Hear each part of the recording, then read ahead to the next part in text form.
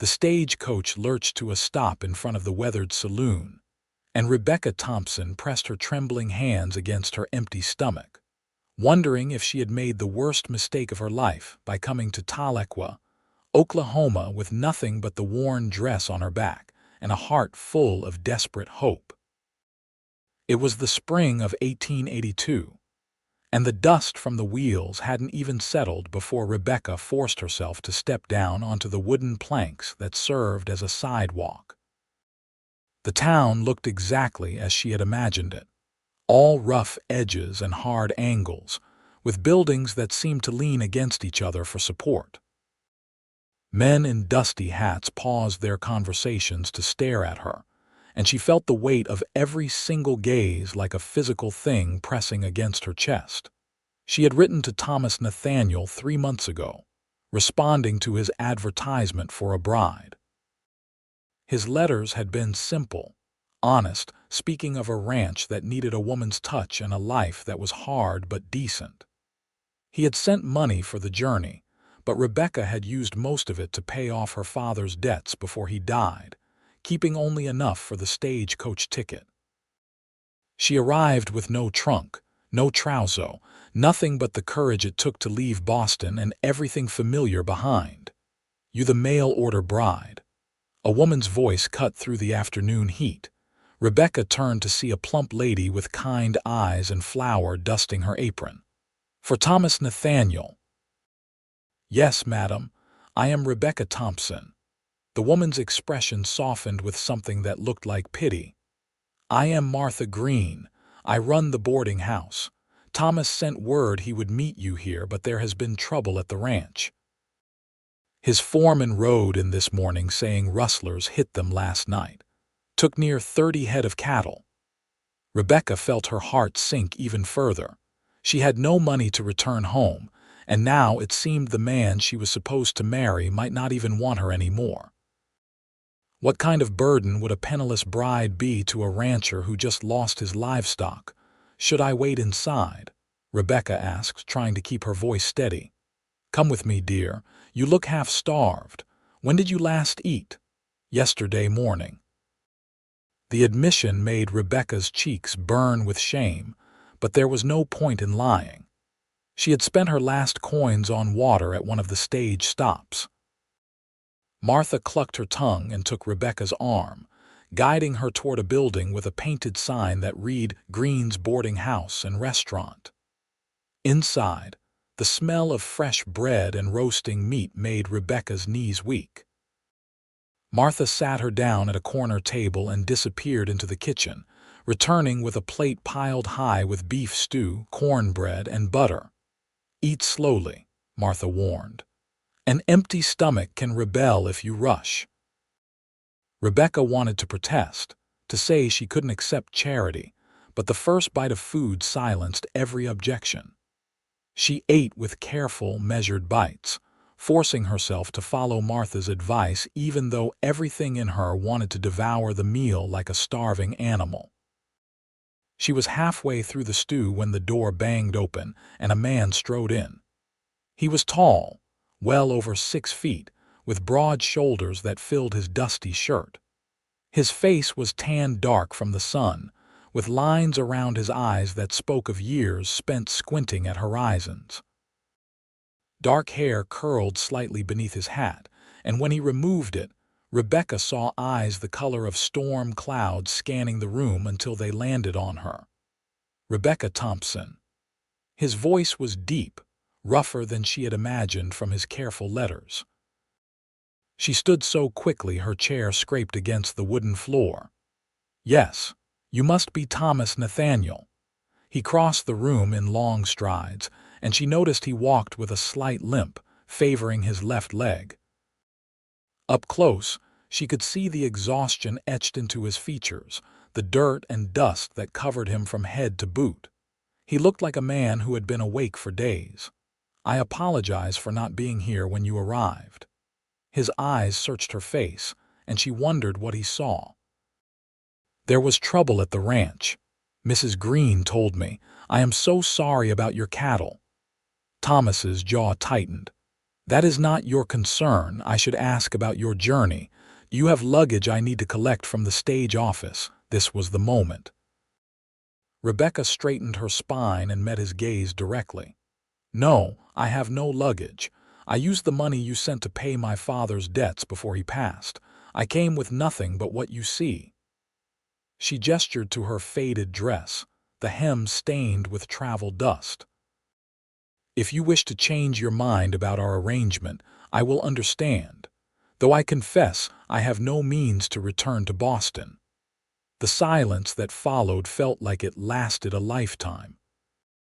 Martha had stopped wiping down tables, and Rebecca could feel the older woman's concerned attention on them both. Thomas stood very still, his expression unreadable. Then, slowly, something shifted in his face. The hard lines softened, and the corner of his mouth lifted in something that wasn't quite a smile but was close. "That's all I ever needed," he said quietly. The words hit Rebecca with unexpected force. Courage, the kind it takes to cross half a country to marry a stranger. The kind it takes to tell the truth when a lie might serve you better. He extended his hand to her.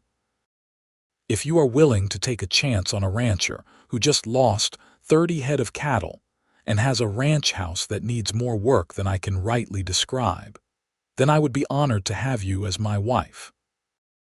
Rebecca placed her hand in his, feeling the calluses on his palm, the strength in his fingers. "I am not afraid of hard work, I can see that." His thumb brushed across her knuckles, surprisingly gentle. "But first, you finish that meal, then we need to see the Reverend before sundown. I have to get back to the ranch tonight to help with the watch." They were married an hour later in a small church that smelled of beeswax and old wood. The Reverend was an elderly man with kind eyes who didn't seem surprised by the hasty ceremony. Martha Green stood as witness, along with the town's blacksmith, a man named Jack who Thomas seemed to know well. Rebecca repeated her vows in a clear voice, determined not to show how nervous she felt. When Thomas slipped a simple gold band on her finger, she looked down at it in surprise. "It was my mother's," he said softly, "just for her. She would have wanted you to have it." They signed the marriage certificate, and just like that, Rebecca Thompson became Rebecca Nathaniel. She was a married woman, bound to a man she had known for less than 2 hours. The ride to the ranch took nearly an hour. Thomas drove the wagon with steady competence while Rebecca sat beside him, trying not to think about how her entire life had changed in a single afternoon. The Oklahoma landscape rolled out around them, vast and open in a way that made her chest tight. She had never seen so much sky. "Tell me about Boston," Thomas said suddenly, breaking the silence. "What would you like to know? Whatever you want to share. I have never been further east than St. Louis." Rebecca considered the question. "It is crowded. Buildings packed so close together you can hear your neighbors through the walls. The streets smell of horse droppings and factory smoke. I worked in a textile mill after my mother died, 12 hours a day, 6 days a week." She paused. "I do not miss it. No family left there. No. My father was all I had, and the drink took him last winter. I think part of him died when my mother passed.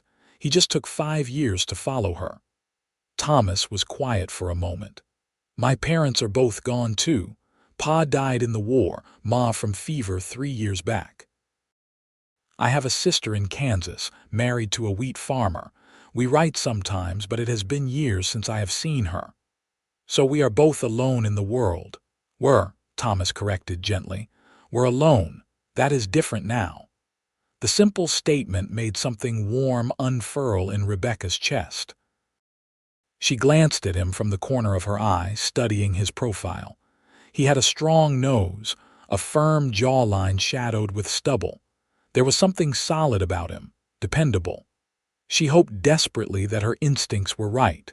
The ranch appeared as the sun started its descent toward the horizon. It was smaller than Rebecca had imagined, but there was something honest about it. The house was a simple wooden structure with a covered porch that wrapped around two sides.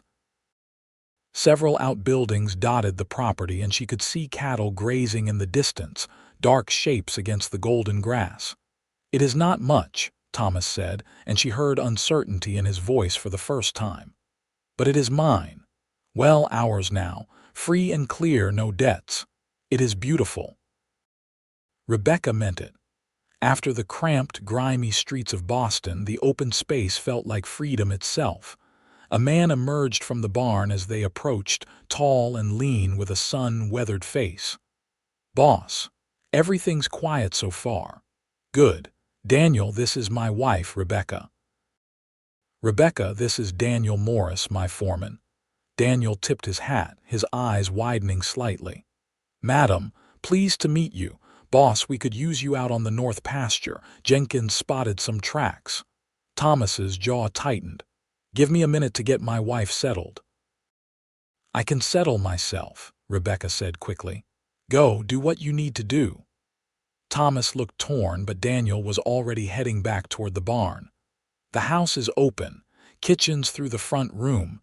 There is food in the pantry and the pump works. I do not know when I will be back." "I will be fine." Rebecca climbed down from the wagon before he could help her. "Go protect your ranch." She watched him drive the wagon toward the barn, then turned to face her new home. The front door was unlocked, just as he had said. Inside, the house was dim and dusty but structurally sound. The front room held a worn sofa, 2 chairs, and a stone fireplace. The kitchen was small but functional, with a cast iron stove and a table that could seat 4. 2 bedrooms opened off the main room, one clearly Thomas's from the clothes hanging on pegs, the other empty except for a bare bed frame. Rebecca stood in the middle of the kitchen and felt the weight of everything crash over her. She was married, to a stranger, in Oklahoma, in a house that showed clear signs of bachelor living, with dust thick on every surface and dishes piled in a bucket near the pump. She could collapse or she could work. Rebecca had never been one to collapse. She found soap and rags under the kitchen counter. The pump outside took some effort, but soon she had water heating on the stove.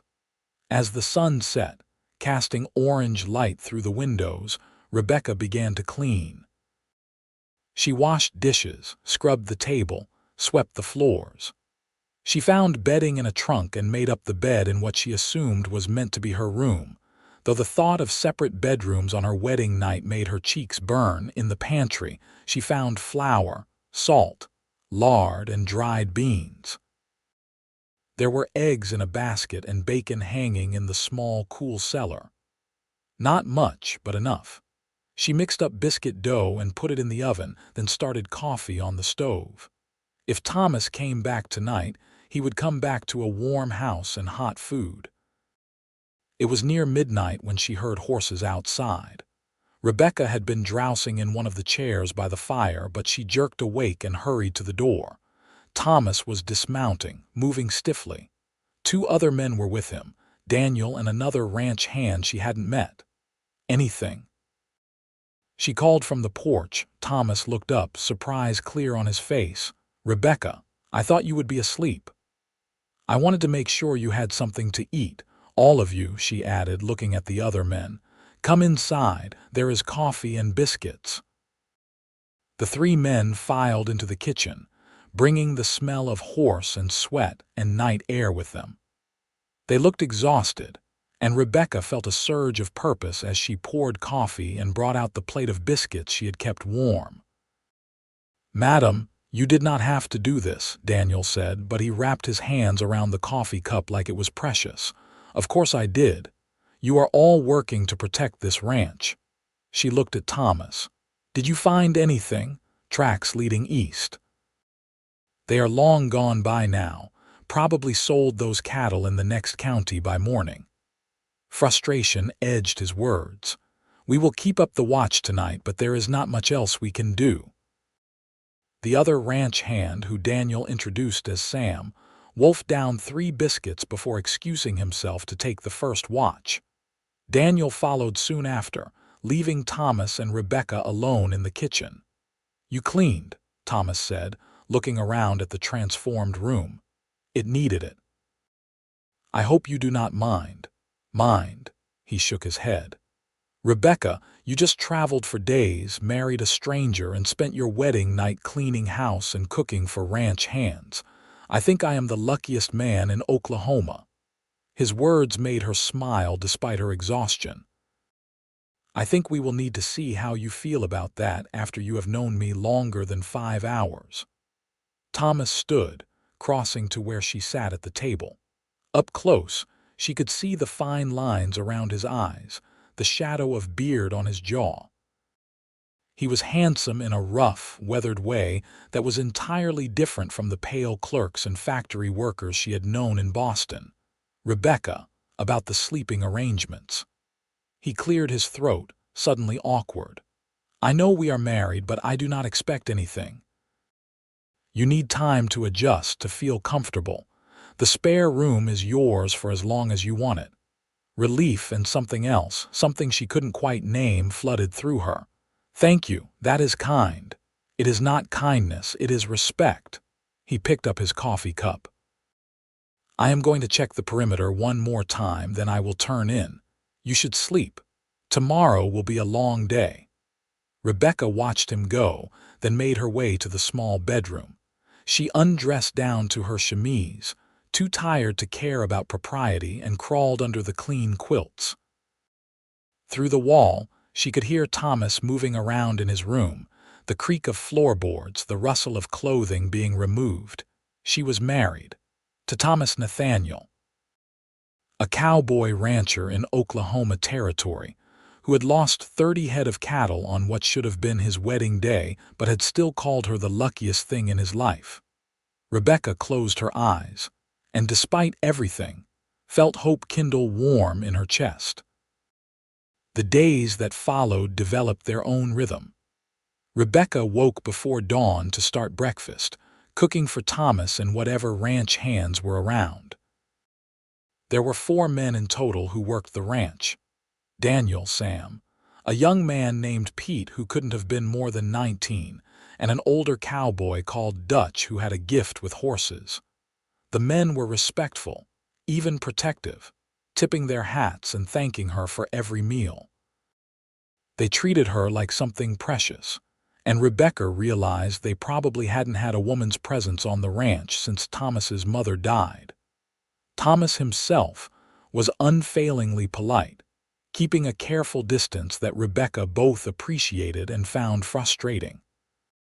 He worked from before dawn until after dark, mending fences, checking cattle, doing the 1,000 tasks that kept a ranch running. At night, he ate whatever Rebecca had cooked, complimented her food, and asked about her day before excusing himself to his room. A week passed this way. Then, too, Rebecca established her territory in the kitchen and garden, planting vegetables and herbs, tending the chickens, making butter and cheese. She sewed curtains from fabric she found in Thomas's mother's trunk, with his permission. She baked bread and pies, learning to cook on the temperamental cast iron stove. The house transformed around her, becoming a home rather than just a place where a bachelor ate and slept. She found herself humming while she worked, surprised by her own contentment. But at night, lying alone in her bed, Rebecca thought about the man sleeping on the other side of the wall. She thought about his rare smiles, the way his eyes crinkled when he laughed at something Dutch said. She thought about his hands, strong and capable, and wondered what it would feel like if he touched her with intention rather than the careful distance he maintained. She was attracted to her husband. The realization came gradually, built from small moments. The way he looked in the morning with his hair still damp from washing, the sound of his voice, deep and steady, the gentleness he showed with the animals, the respect he gave her, never demanding, never presuming. Rebecca had agreed to marry a stranger for practical reasons, to escape poverty and loneliness. She hadn't expected to find herself lying awake wanting him to knock on her door. 3 weeks after her arrival, everything changed. It was late afternoon, and Rebecca was in the garden, her hands deep in the soil as she weeded around the tomato plants. She heard the sound of an approaching horse and looked up, shading her eyes. A man was riding toward the house, but it wasn't Thomas or any of the ranch hands. This man was a stranger, wearing a badge that caught the sunlight. Rebecca wiped her hands on her apron and walked toward the house as the man dismounted. "Madam," he said, tipping his hat. He was middle-aged with gray threading through his brown hair. "I am Sheriff Warren from town." "Is Thomas Nathaniel around?" "He is out with the herd." "Is something wrong?" "I need to speak with him about the rustling. We caught the men who took his cattle." Rebecca's heart leaped. "Truly, that is wonderful news. Can you wait? I can send Pete to fetch him." "I would appreciate that, madam."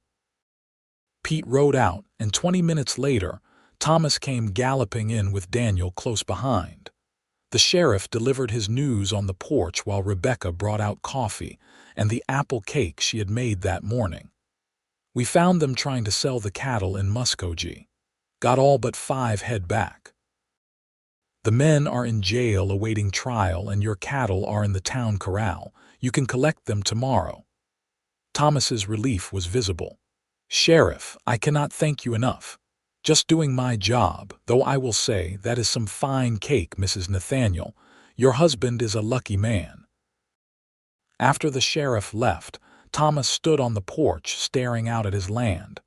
Rebecca came to stand beside him, close enough that she could feel the heat radiating from him in the cooling evening air. "This is good news," she said softly. "It is. With those cattle back, we are not just surviving, we are secure.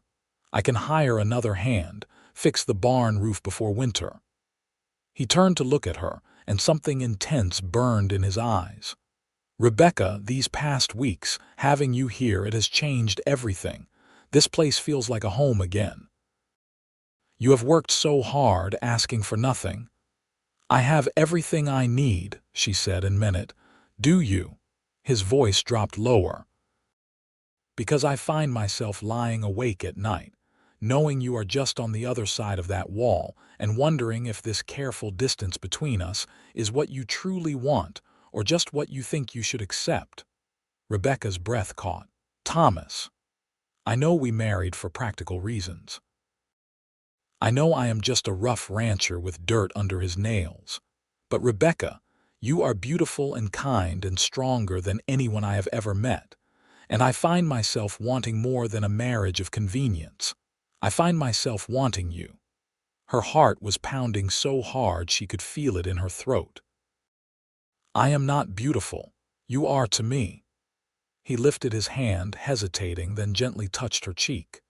"You are everything to me, but I will not press you. If you need more time, if you never want more than what we have, I will accept that. I just needed you to know." Rebecca had spent 3 weeks watching this man, learning him, falling for him in incremental moments. She had lain awake imagining this, hoping for it, but too afraid to speak first. Now he stood before her, laying his heart bare, and she found her courage rising to meet his. "I do not need more time," she whispered. "I need you to kiss me." The change in his expression was electric. His hand slid from her cheek to cup the back of her neck, and then his mouth was on hers. The kiss was gentle at first, questioning, but when Rebecca pressed closer and opened her lips beneath his, it deepened into something that made her knees weak. She had been kissed before, fumbling encounters with boys in Boston that had left her cold. This was nothing like those experiences. This was Thomas's work, roughened hands framing her face, his body solid and warm against hers, his mouth tasting of coffee and something uniquely him. This was 3 weeks of careful distance exploding into sudden, desperate closeness. When they finally broke apart, both breathing hard, Thomas rested his forehead against hers. "Rebecca, I am falling in love with you. Maybe I have been since the moment you told me you came with nothing but courage." Tears pricked her eyes. "I am falling in love with you too.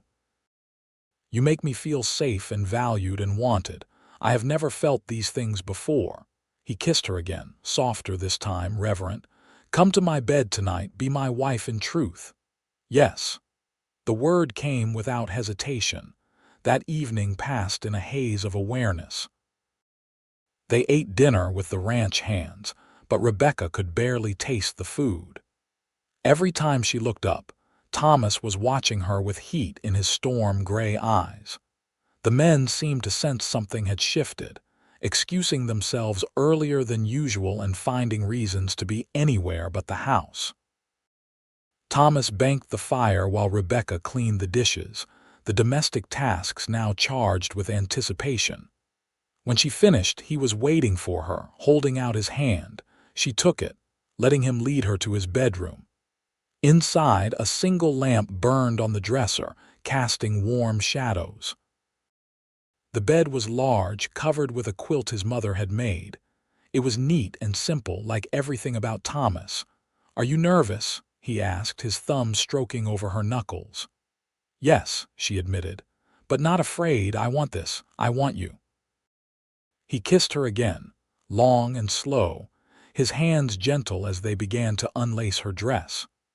Rebecca's fingers fumbled with his shirt buttons, and he helped her, both of them laughing softly at their mutual clumsiness. When they were down to undergarments, he lifted her onto the bed, following her down onto the quilts. "If I do anything you do not like, you tell me," he murmured against her throat. "This is about both of us." What followed was tender and occasionally awkward, two people learning each other's bodies and responses. Thomas was patient, attentive, making sure Rebecca found pleasure before seeking his own. When he finally moved over her, inside her, Rebecca held him close and marveled at the intimacy of it, the way they moved together, the sounds he made against her shoulder. Afterward, they lay tangled together, sweat cooling on their skin. Thomas traced patterns on her bare shoulder, his touch possessive and gentle at once. "I meant what I said," he told her quietly. "I love you, Rebecca Nathaniel." She turned in his arms to face him, seeing vulnerability in his expression. This strong, capable man was opening his heart to her, offering everything he had. "I love you too, Thomas. I came here with nothing, but you have given me everything. A home, a purpose, love." She kissed him softly. "You are the best decision I ever made." He pulled her closer, and she rested her head on his chest, listening to the steady beat of his heart. Outside, the Oklahoma night was full of sounds. Cattle lowing, horses moving in the corral, the distant call of a coyote. But inside, in this bed, there was only peace and contentment and the beginning of something beautiful. The next morning, Rebecca woke wrapped in Thomas's arms, sunlight streaming through the window. She could feel the steady rise and fall of his chest against her back, his breath warm on her neck. One of his hands was splayed across her stomach, holding her close even in sleep. She had never felt more content in her entire life. Thomas stirred, his hand flexing against her stomach, then going still. "Morning," he murmured, his voice rough with sleep. "Good morning." She turned in his arms to face him, seeing his hair mussed and his eyes still heavy-lidded. He looked younger like this, less burdened. "I should let you sleep longer," he said, but made no move to release her. The ranch does not stop for newlyweds, even delayed ones. He grinned, and it transformed his face. "I suppose not, though I am tempted to stay right here all day." That would scandalize the ranch hands. Dutch has seen everything in his 60 years. Nothing scandalizes that man. But Thomas sat up, stretching. Rebecca admired the play of muscles across his back, the breadth of his shoulders. He caught her looking and raised an eyebrow. "Like what you see, Mrs. Nathaniel," she blushed but met his eyes. "Very much." His expression turned heated, but he shook his head ruefully. "You are dangerous for my work ethic." Come on, let's get dressed before I forget all about the cattle that need checking. They dressed together, the domestic intimacy of it feeling natural and right. In the kitchen, Rebecca made breakfast while Thomas went to splash water on his face from the pump. When Daniel and the other hands came in for their morning meal, they stopped short at the sight of Rebecca humming while she cooked, Thomas standing close behind her to pour coffee, his hand briefly touching the small of her back. Daniel's face split into a wide grin. "About time, boss." Thomas didn't deny or explain, just nodded with a small smile.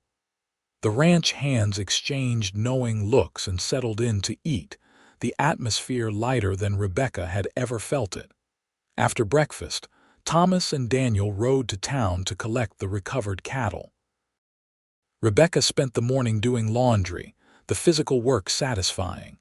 She was hanging sheets on the line when she heard a wagon approaching and looked up to see Martha Green from the boarding house.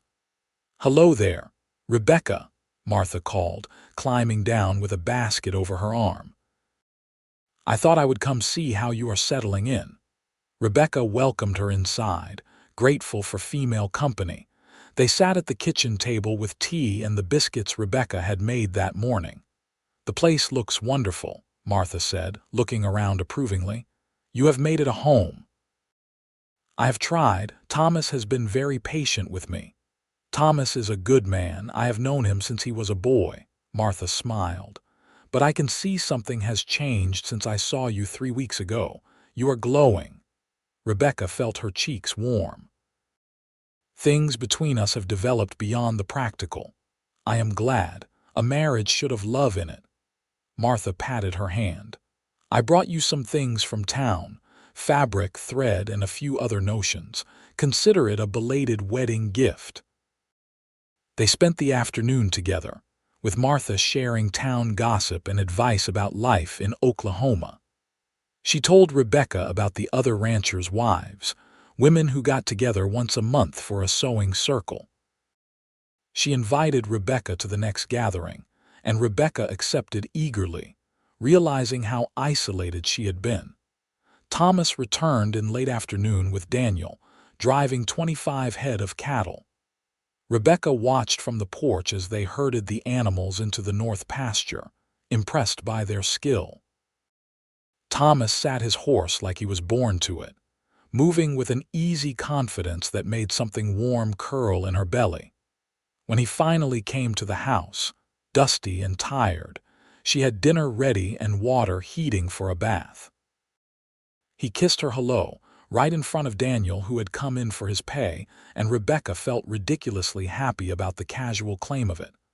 "Martha Green came by today," Rebecca told him over dinner. "She invited me to the sewing circle next month." "That is good. You should go. You have been stuck out here with only rough cowboys for company. I like the company." She met his eyes across the table, and the heat that flared between them was immediate and electric. Thomas cleared his throat. "Daniel, why don't you take the evening off? Go into town if you want. Sam and Dutch can handle things tonight." Daniel grinned, not fooled for a second. "Sure thing, boss. I could use a drink at the saloon." After he left, Thomas and Rebecca were alone. The evening stretched before them, full of possibility. They cleaned up dinner together, Thomas washing while Rebecca dried, their shoulders brushing in the small kitchen. When the last dish was put away, Thomas caught her hand and pulled her close. "I have been thinking about this all day," he admitted. "Thinking about you." It made it damn hard to concentrate on cattle. Rebecca looped her arms around his neck. "I have been thinking about you too, about last night. Just last night." His hand settled on her waist, warm and possessive, and this morning, and every moment since. He kissed her deeply, walking her backward until she hit the edge of the table. His hands roamed her body, learning her shape through the layers of her dress, and Rebecca made a small sound of frustration. "Too many clothes," she gasped against his mouth. Thomas laughed, the sound low and pleased. "Then let's remedy that." He led her to his bedroom, their bedroom now, and they undressed each other with more confidence than the night before. Thomas laid her on the bed and proceeded to worship her body with his hands and mouth, until Rebecca was writhing and begging. When he finally joined them together, she cried out his name, and the sound of it seemed to drive him wild. Later, much later, they lay in a tangle of limbs and sheets, utterly spent. Thomas traced lazy patterns on Rebecca's bare back while she rested her head on his chest. "I never imagined it could be like this," she said softly. "When I answered your advertisement, I hoped for safety and a roof over my head. I never dreamed I would find love. Neither did I." His hand stilled on her back. "After my mother died, this place felt empty. I thought having a wife would help, someone to cook and clean and maybe give me children one day. But Rebecca, you are so much more than that. You are my partner, my equal, my love." She propped herself up on her elbow to look at him. "Partners," she repeated, "I like that. Good. Because I am going to need your help with something." At her questioning look, he continued, "I have been thinking about expanding the ranch. With the cattle recovered and the rustlers caught, we are in a good position, but it will mean hard work and risk. Tell me your plan." They talked late into the night, Thomas outlining his ideas for buying more land, breeding better stock, maybe even starting a horse operation with Dutch's expertise. Rebecca offered suggestions, asked questions, and felt her excitement growing. This was more than just a home. This was a legacy they could build together. As summer deepened, Rebecca threw herself into the work of the ranch. She kept the books, her neat handwriting tracking expenses and income. She tended the garden until it overflowed with vegetables that she canned and preserved for winter. She learned to ride, with Thomas as her patient teacher, so she could accompany him around the property. The ranch hands became like family. Dutch taught her about horses, showing her how to read their moods and body language. Pete, young and shy, started coming to her with his problems, treating her like the older sister he never had. Sam, usually quiet, opened up about his past over coffee one morning, sharing stories of the war and the things he had seen. And Daniel became a true friend, protective and loyal. He started calling her Mrs. N with affection, and she scolded him for tracking mud into her clean kitchen, but always made sure his favorite pie was on the table for Sunday dinner.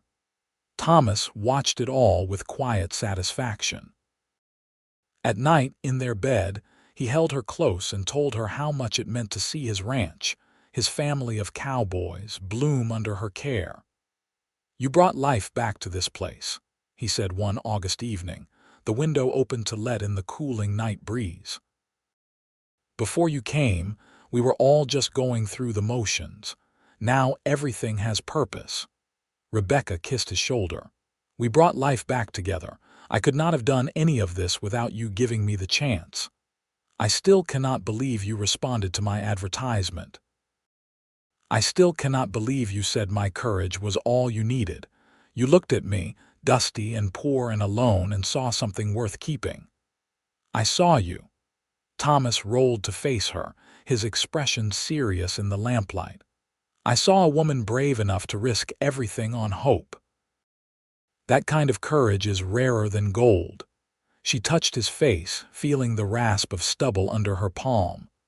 "I love you so much it scares me sometimes. What if something happens? What if I lose you? You will not lose me." He captured her hand, pressing a kiss to her palm. "I am not going anywhere. We are building something here, Rebecca. A life, a future, and nothing is going to take that away from us." His confidence soothed her fears, and she let him pull her close, their bodies fitting together like they were made for each other. They made love slowly, tenderly, and afterward, Rebecca felt peace settle over her like a blanket. In September, Rebecca realized her monthly courses were late. She waited another week before saying anything, afraid to hope, but when the nausea started, she could no longer deny it. she told Thomas on a Saturday morning, standing in the kitchen with her hands twisted in her apron. "I think I am with child." The joy that blazed across his face was incandescent. He crossed the room in 2 strides and lifted her off her feet, spinning her in a circle. "Truly, you are certain." "As certain as I can be without seeing a doctor, but all the signs are there." He set her down gently, his hands framing her face. "Rebecca, this is wonderful, amazing. We are going to have a baby. You are happy." She had been so nervous, worried it was too soon, that they needed more time. "Happy, I am overjoyed." He kissed her soundly. "We need to go to town, see the doctor, make sure you are healthy, and you should not be doing heavy work. I will hire someone to help with the house." "Thomas, I am pregnant, not fragile." Women have been having babies while running households for centuries. But he fussed over her anyway, and Rebecca found she did not mind. He brought her breakfast in bed, helped with the heavier chores, worried if she looked pale or tired. The ranch hands, when they found out, became just as protective. Dutch carved her a chair with a cushioned seat. Sam insisted on carrying anything heavier than a plate. Pete brought her wildflowers, his face bright red with embarrassment. The doctor in Tahlequah confirmed what Rebecca already knew. She was pregnant, due in early April. He pronounced her healthy and gave her advice about diet and rest that Thomas took as gospel. As fall painted the Oklahoma landscape in golds and reds, Rebecca's belly began to swell. She sewed new dresses to accommodate her changing shape and accepted the constant attention with good grace. Thomas was attentive to the point of being comical, barely letting her lift a finger until Rebecca finally put her foot down. "I love you," she told him firmly one October evening. "But if you do not let me cook dinner, I am going to hit you with a wooden spoon." Daniel, who had witnessed the exchange, laughed so hard he nearly fell off his chair. Thomas looked sheepish but backed off, letting Rebecca return to her normal routine with only occasional worried glances. Winter came early that year, with snow falling in November. The ranch hunkered down, the men working in shifts to care for the cattle, to make sure they were fed and protected from the cold. Rebecca kept the house warm and welcoming, a refuge from the brutal weather. At night, Thomas held her carefully, his hand resting on her belly, feeling the baby kick. "What do you want?" he asked. "A boy or a girl?" "Healthy," Rebecca said immediately. "That is all I care about. I will love either one. But I confess, I keep imagining a little girl with your eyes and determination." Rebecca smiled in the darkness. "And I keep imagining a boy with your stubbornness and protective streak. Either way, our child will be absolutely impossible." Thomas laughed, the sound rumbling through his chest where her ear was pressed. "True. Between your courage and my stubbornness, we are dooming ourselves to a strong-willed child. I would not have it any other way." Christmas came, and Rebecca decorated the house with pine boughs and candles. She cooked a feast with Martha Green's help, the older woman having become a dear friend. They fed the ranch hands a meal that left everyone groaning and happy, and Thomas gave Rebecca a music box he had ordered from Kansas City, delicate and beautiful. "It plays the waltz my parents danced to on their wedding day," he explained as the tiny notes filled the room. "I want our child to know where they came from, the love that brought them into the world." Rebecca cried, hormones making her emotional, and Thomas held her until she stopped. That night, they sat by the fire, Thomas reading aloud from a book of poetry while Rebecca knitted tiny socks, and she thought about how completely her life had changed in less than a year. She had arrived in Tahlequah with nothing but courage, and Thomas had said it was all he ever needed. Now she had everything: a home, a husband who loved her, a baby on the way, and a purpose that filled every day with meaning. Winter deepened, the snow piling high around the ranch. Rebecca's belly grew rounder, the baby more active. She could no longer see her feet, and Thomas had to help her with her boots, a task he performed with such tenderness it made her heart ache. In February, Thomas started preparing the spare room as a nursery. He built a cradle from oak, sanding it until it was smooth as silk. Rebecca sewed blankets and tiny gowns, her stitches careful and even. Martha organized a quilting bee, and all the ranch wives came to help create a beautiful baby quilt, each woman contributing a square. Rebecca sat in the middle of these women, accepted and valued, and marveled at how far she had come. In Boston, she had been alone, working herself to exhaustion in a factory with no future and no hope. Now she was surrounded by community, preparing to bring a child into a world of love and possibility. March arrived with the promise of spring. The snow began to melt, revealing brown grass that would soon green. The cattle grew restless, and the ranch hands increased their patrols, watching for predators and checking the pregnant cows. Rebecca's time drew near. The doctor had said early April, but she felt the baby drop lower, her body preparing. Thomas barely left her side except when work absolutely demanded it, and even then, he made sure Martha or one of the ranch wives was with her. On a mild evening in late March, Rebecca felt the first pain. It was subtle, just a tightening across her belly, but she recognized it from the doctor's description. She was in the kitchen preparing dinner, and she set down her knife carefully. "Thomas," she called, keeping her voice level, "I think it is time." The organized chaos that followed would have been funny if Rebecca had not been gripped by another contraction. Thomas turned pale, then red, then pale again. Daniel was sent galloping to town for the doctor and Martha. Dutch took over care of the house. Sam and Pete handled the ranch work, their young faces concerned. Thomas stayed with Rebecca, holding her hand through the contractions, wiping her forehead with a cool cloth. Martha arrived and took charge, shooing Thomas from the bedroom when Rebecca's labor intensified. "Let me stay," Thomas protested. "She is my wife." "And I am the one who has delivered half the babies in this county," Martha said firmly. "You go boil water and pace like every other father. I will call you when it is time." Rebecca labored through the night. The pain was worse than anything she had imagined, waves of it that made her cry out despite her determination to be strong. But Martha was there, coaching her through each contraction, and knowing Thomas was just outside the door gave her strength. Dawn was breaking when the doctor finally arrived, his horse lathered from the hard ride. He examined Rebecca and nodded approvingly. "Almost there, Mrs. Nathaniel. When the next pain comes, you push." Rebecca pushed, drawing on reserves of strength she did not know she possessed. She pushed until she thought she would break apart, until Martha's voice and the doctor's instructions blurred together. She pushed until, with a final agonizing effort, she felt the baby slip free. The cry that filled the room was the most beautiful sound Rebecca had ever heard.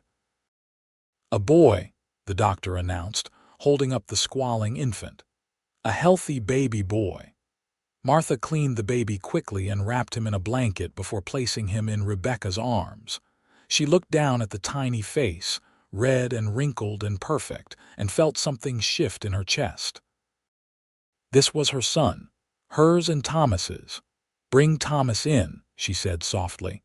Martha opened the door and Thomas practically fell into the room. He crossed to the bed in 3 strides, his eyes locked on the bundle in Rebecca's arms. "We have a son," Rebecca said, tears streaming down her face. "Thomas, we have a son."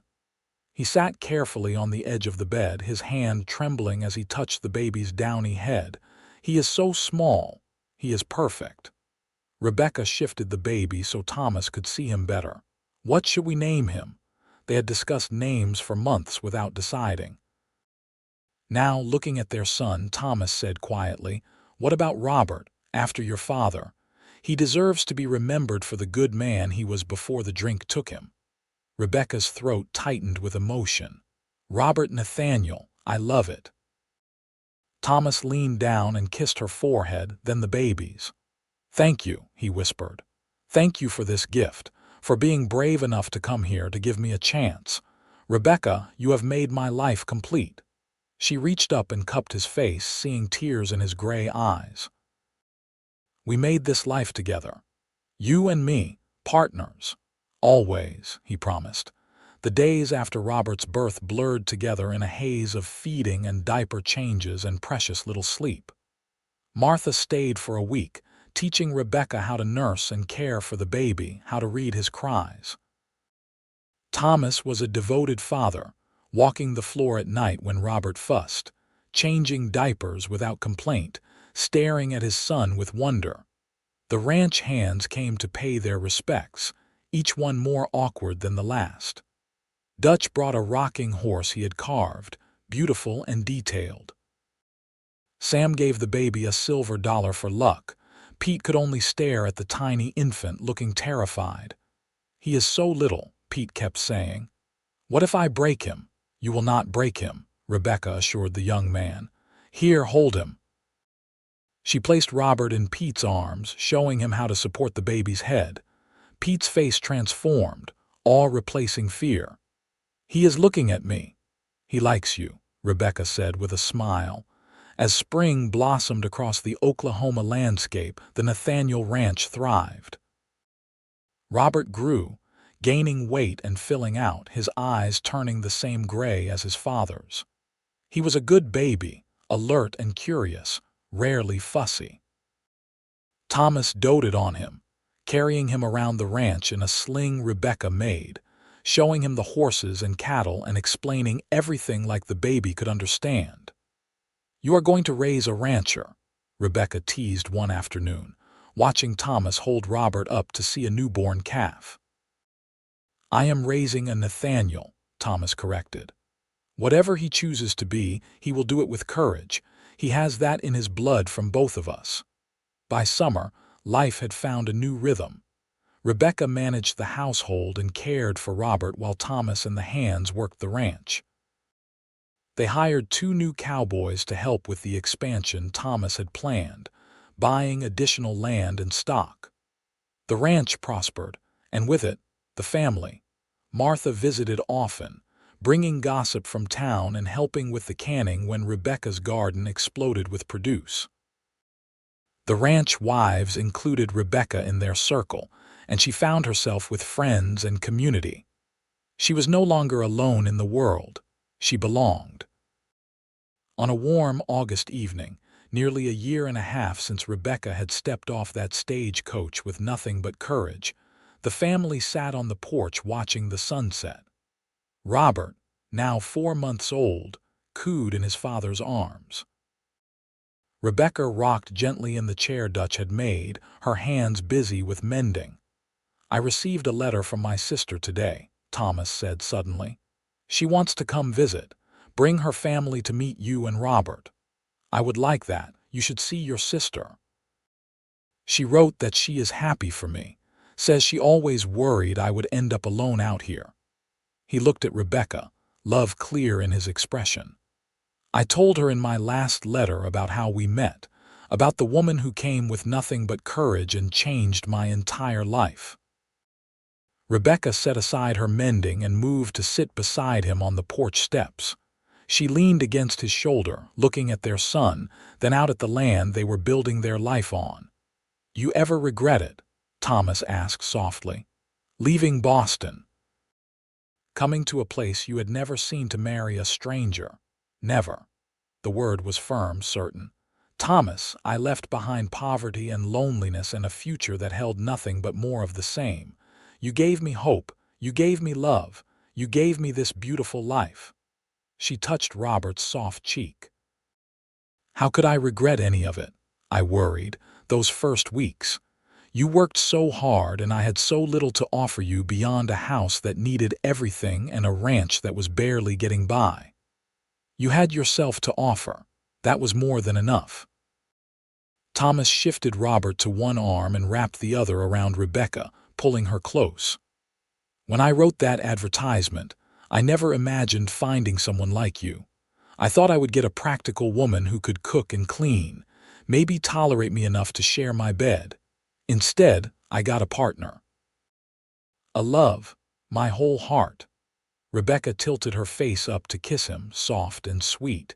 "And I got a man who saw past my lack of fortune to the person underneath, who treated me like I mattered, who made me feel brave enough to build something from nothing. We built it together." "Yes," Rebecca agreed, looking at the ranch spread out before them, at the house they had made a home, at the baby sleeping peacefully in his father's arms. "Together." The sky blazed orange and pink, the sun sinking toward the horizon. Cattle lowed in the distance, and somewhere in the barn, a horse whinnied. The evening air smelled of grass and dust and growing things. It smelled like home. Rebecca thought about that terrified woman who had stepped off the stage coach 18 months ago, stomach empty and heart pounding with fear. That woman had been so brave without knowing it, had taken a leap of faith that had led to everything beautiful in her life now. "Thank you," she said suddenly. Thomas looked down at her. "For what?" "For seeing my courage when I felt like I had nothing. For loving me when I was afraid to hope. For building this life with me." She smiled. "For being exactly the man I needed, even though I did not know I needed you. Rebecca Nathaniel, you are the best thing that ever happened to me." He kissed her temple. "When I said your courage was all I ever needed, I meant it. But what I have gotten is so much more than courage. I have gotten love, partnership, family. I have gotten everything." They sat together as the sun set, painting the Oklahoma sky in impossible colors. Robert slept peacefully, dreaming baby dreams. Inside the house, dinner waited on the stove, the kitchen warm and welcoming. In the barn, the hands were settling the horses for the night. The ranch hummed with life and purpose. This was what courage had built. Not just Rebecca's courage in leaving Boston and risking everything on a stranger's advertisement, but Thomas's courage in opening his heart after loss. The courage to be vulnerable, to trust, to build something from nothing. As darkness fell and stars began to appear, Thomas carried Robert inside to his cradle. Rebecca followed, stopping to light lamps and close windows against the cooling night air. They moved around each other with the practiced ease of long partnership, though their marriage was still young. After Robert was settled, they stood looking down at him, hands linked between them. Their son slept peacefully, his tiny fists curled near his face, his chest rising and falling with each breath. "He is our future," Thomas said quietly. "But Rebecca, you are my present. Every single day, I wake up grateful you took a chance on me. And I wake up grateful you took a chance on me." She leaned into him. "I came here with nothing, Thomas. You helped me see that nothing was enough because it left room for us to build everything." They stood in the quiet nursery, watching their son sleep, and Rebecca felt peace settle deep in her bones. This was home. This was love. This was the life she had been brave enough to reach for, and it was more than she had ever dreamed possible. As the years passed, the Nathaniel Ranch continued to grow. Robert was joined by a sister 2 years later, a tiny girl they named Rose, who had her mother's determination and her father's eyes. Then another son, James, who was quieter than his siblings but just as loved. The house rang with laughter and the sound of children's feet, with arguments and games and all the noise of a growing family. Thomas expanded the ranch until it was one of the most prosperous in the county. He became known as a fair employer, a skilled rancher, and a devoted family man. People in Tahlequah spoke of him with respect and of his wife with admiration. Rebecca became a pillar of the community, hosting quilting bees and helping organize the church social events. She taught her children to read and write, to ride and rope, to face challenges with courage. She kept the ranch books, managed the household, and remained Thomas's trusted partner in all things. Dutch stayed with them until he died peacefully in his sleep at 75, mourned by the entire ranch.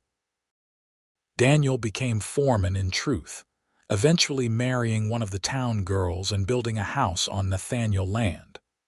Sam and Pete moved on to other opportunities, but they visited when they could, always welcomed at the Nathaniel table. Through it all, Thomas and Rebecca's love deepened.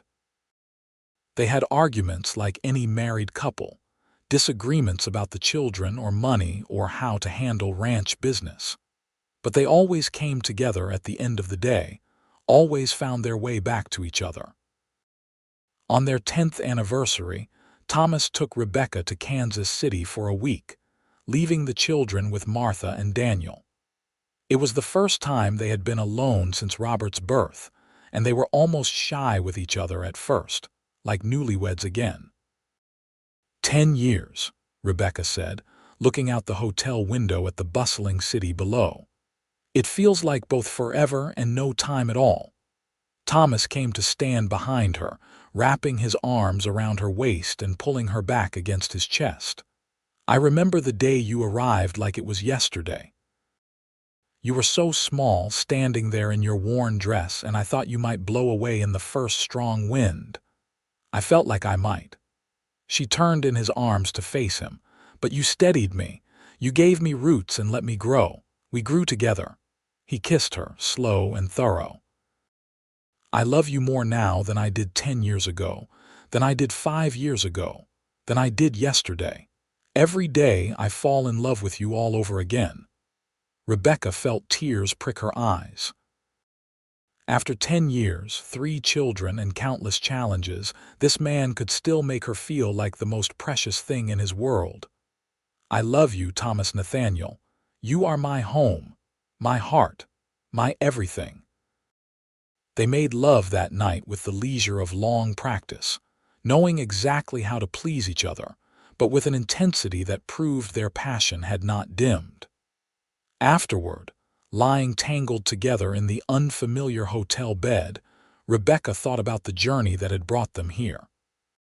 She had boarded a stagecoach with nothing but courage, terrified and alone.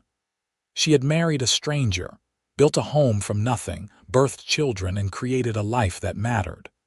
And through it all, Thomas had been beside her, steady and true, loving her with a devotion that never wavered. "What are you thinking?" Thomas asked, his fingers tracing lazy patterns on her bare shoulder. "About courage, about how it brought me to you, but love kept me here."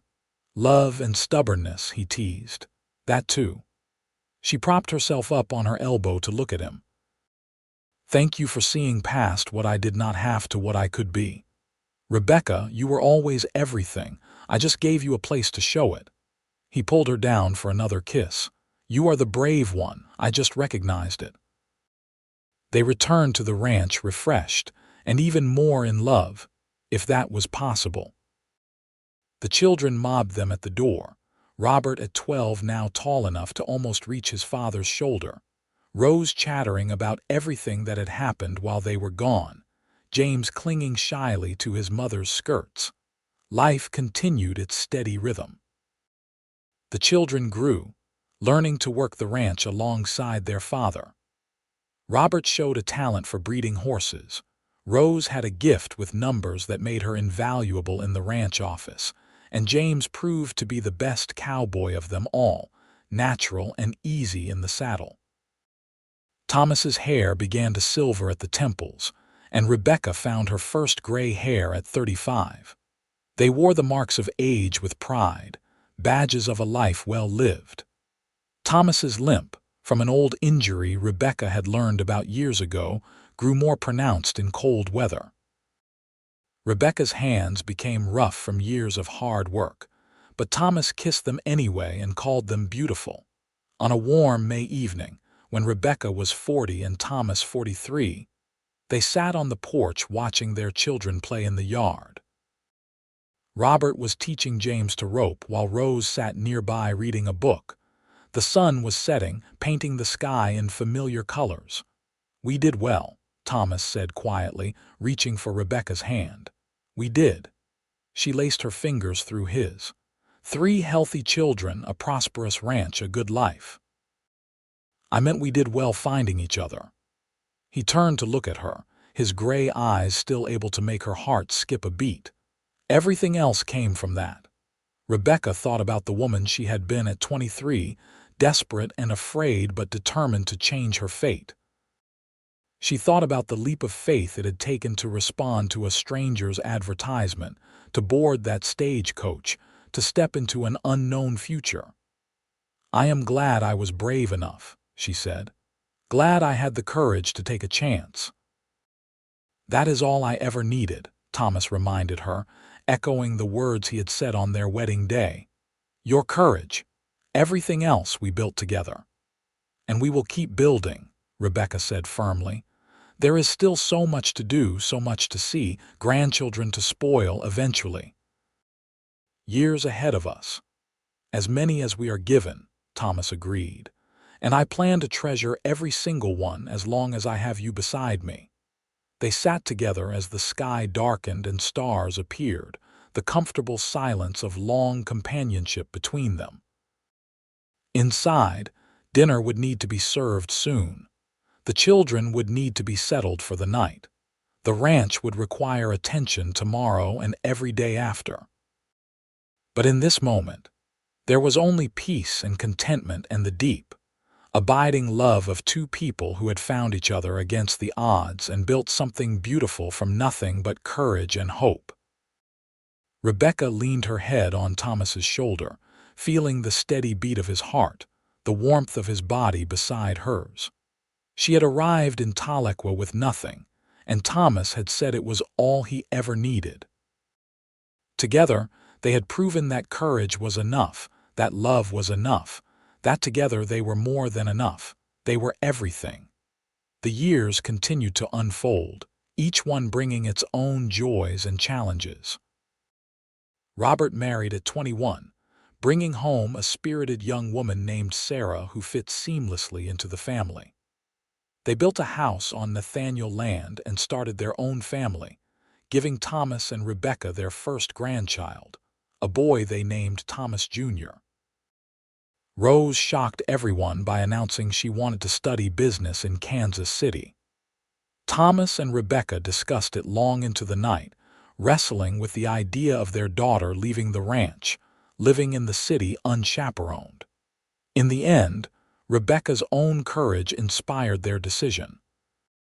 "If I could travel halfway across the country to marry a stranger, Rose can certainly pursue her education," Rebecca said firmly. "We raised her to be brave. We cannot punish her for it now." Thomas agreed, though he worried. They sent Rose to Kansas City with enough money for a boarding house and stern instructions to write weekly. She thrived there, eventually becoming a bookkeeper for a large firm, marrying a quiet accountant who adored her fierce independence. James stayed on the ranch, taking over more responsibility as Thomas's body began to slow. He had inherited his father's gift with cattle and his mother's head for business, and under his management, the ranch continued to prosper. He married late, at 30, to a widow with 2 young children who needed a father. James loved those children as his own and gave them the Nathaniel name with pride. Thomas and Rebecca grew old together, their bodies aging but their love never diminishing. Thomas's limp became a permanent cane, and Rebecca's hands grew gnarled with arthritis. But every night they still fell asleep wrapped in each other's arms, and every morning Thomas still kissed Rebecca awake and told her she was beautiful. On their 30th anniversary, surrounded by children and grandchildren, they renewed their vows in the church in Tahlequah. Rebecca wore a new dress in soft blue, and Thomas wore his best suit. But the words they spoke were the same as 30 years before, just deeper with the weight of decades of love. "That is all I ever needed," Thomas said again, his voice rougher with age but no less certain. "Your courage brought you to me and your love has kept me whole." Rebecca, her hair now completely silver but her dark eyes still bright, smiled up at him. "And you gave me a home, a family, and a love I never dreamed possible. You saw me when I was nothing and made me everything." "You were always everything," Thomas corrected gently. "I just gave you a place to shine." They kissed, and their children cheered, and their grandchildren made faces at the display of affection. Later, at the celebration dinner, Rebecca looked around at the full table and felt her heart swell with gratitude. This life had started with one act of courage, one leap of faith. That terrified young woman who had stepped off the stage-coach with nothing but hope had become this woman, surrounded by family and love and purpose. Every hard day, every challenge, every moment of fear had been worth it for this. Thomas caught her eye across the table and winked. After 30 years, he could still make her blush. After 30 years, she was still glad she had been brave enough to answer his advertisement. After 30 years, they were still building their life together, one day at a time. As the celebration wound down and the family began to depart for their own homes, Thomas and Rebecca stood on the porch of the house they had built together. The same porch where he had first kissed her, where they had shared 1,000 sunsets, where they had watched their children grow and their grandchildren play. 30 years, Rebecca marveled. "It seems impossible." 30 years, Thomas agreed, pulling her close. "And I would live every single one again, exactly the same, as long as it led me to you." She looked up at the stars, the same stars that had shone the night she arrived in Tahlequah. Then she had been alone and afraid. Now she was surrounded by love, secure in the knowledge that she belonged, that she mattered, that she was home. "I love you, Thomas Nathaniel," she said softly. "Thank you for seeing my courage when I felt like I had nothing. Thank you for being the man worth being brave for." "I love you, Rebecca Nathaniel," he replied. "Thank you for being brave enough to take a chance on me, for building this life with me, for being my partner in all things." They stood together under the Oklahoma stars, two people who had started with nothing but courage and built everything that mattered. The ranch spread out around them, prosperous and alive. Their children were settled and happy. Their grandchildren were healthy and loved. This was what courage had bought them. This was what love had built. And as Thomas led Rebecca inside, his hand steady in hers, she knew that every frightening step that had brought her to his door had been worth it. She had arrived with nothing but courage, and he had made it into everything. The years continued their steady march, as years do. Thomas's health began to decline in his 60s, his heart growing weaker despite the doctor's best efforts. Rebecca nursed him through good days and bad, never leaving his side, their hands forever linked. James took over the ranch completely, running it with the same integrity his father had modeled. On a cool October evening, with the sky painted in sunset colors, Thomas and Rebecca sat together in the same chairs they had occupied for decades. His breathing was labored, but he smiled when she took his hand. "No regrets?" she asked softly. "Not a single one." His voice was weak but sure. "You gave me the best life a man could ask for, Rebecca. We gave each other that life." She leaned close, pressing her forehead to his. "I love you.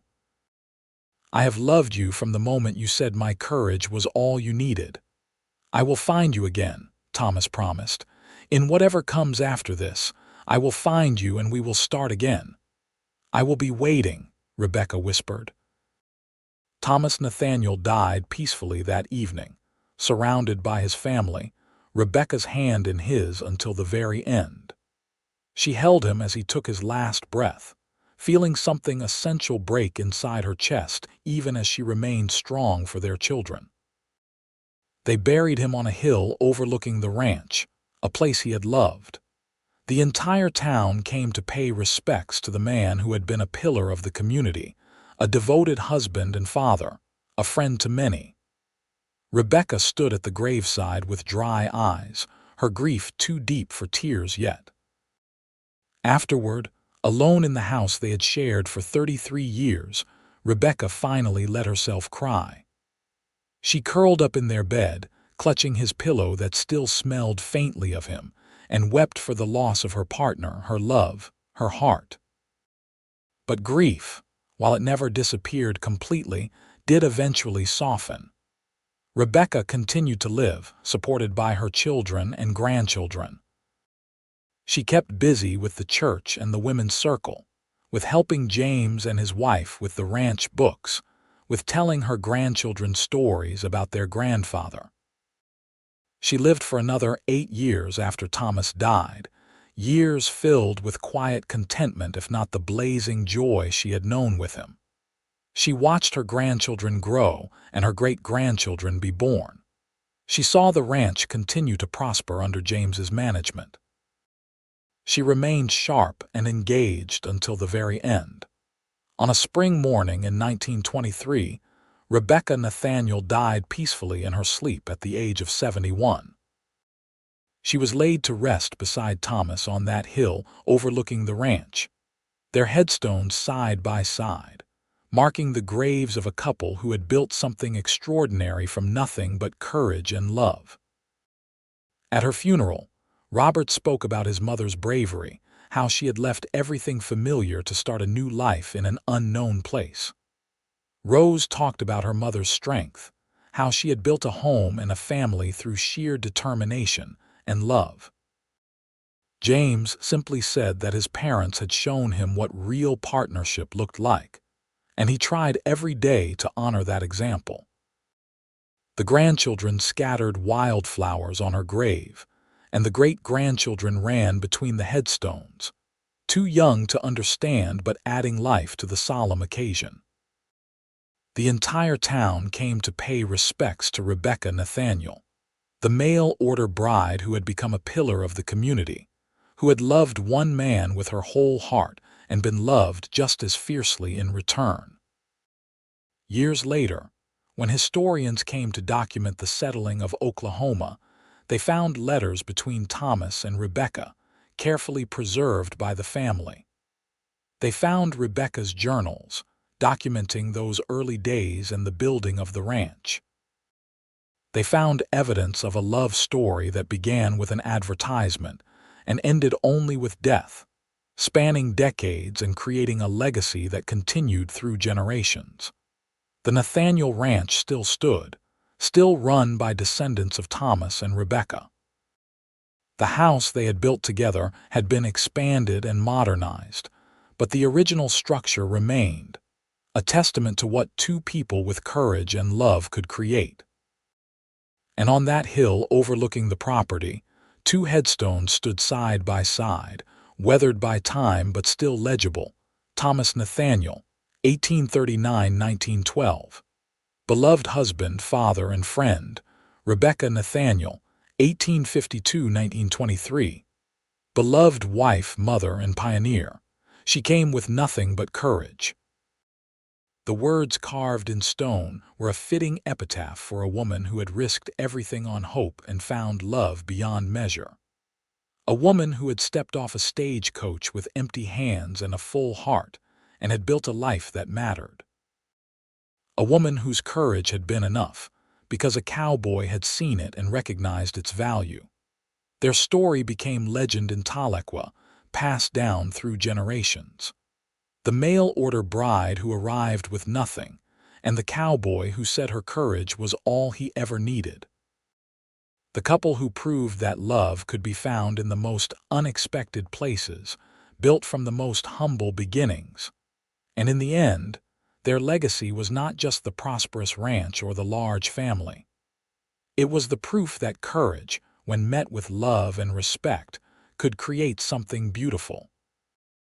That two people, strangers who took a chance on each other, could build a life worth living and a love worth remembering.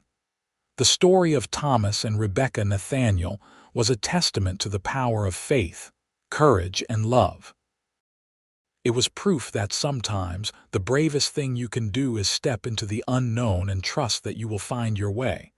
And sometimes, when you are brave enough to take that step, you find exactly what you have been looking for all along: home, family, love, everything.